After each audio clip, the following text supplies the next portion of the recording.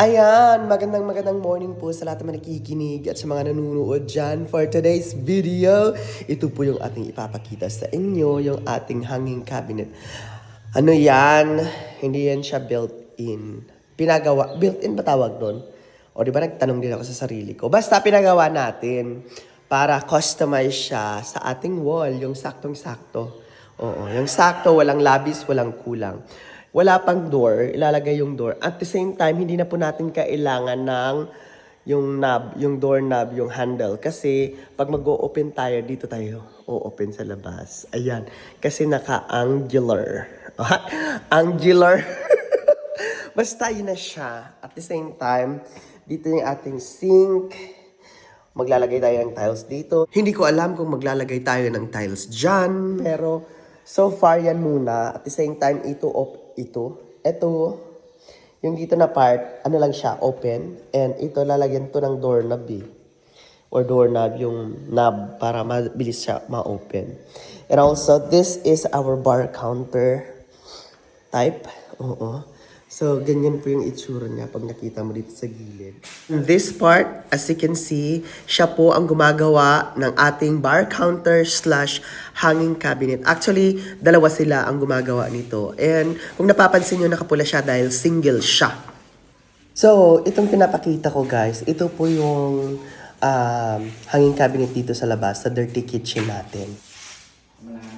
And then this is the color of our sink guys. Counter.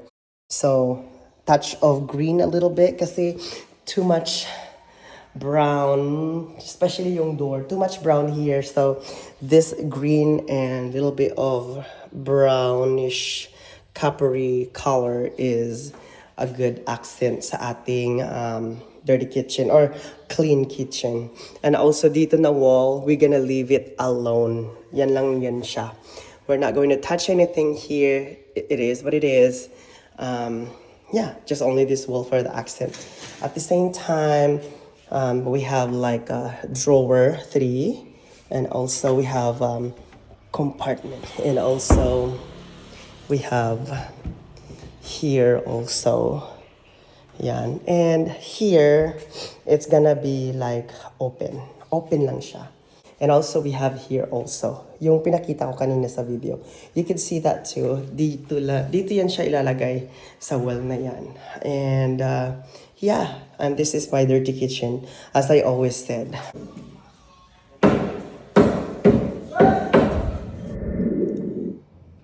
So, after a week of preparation, 1 week na talaga to. Sobra na nga eh. Ito yung itsura niya guys. Ayan. So we have these. Oh, don't mind the kalat. But, kung sinong gusto mag-donate ng mainom dyan, please contact and email. Charis. Ayan. So, yung walis natin, pinapatayo ko para hindi maganon. But anyway, ayan. Oh, gumagana na rin yung water. Ayan. And, ayan. That's it. Thank you for watching. Spread the love and stay beautiful. Love you all. Bye!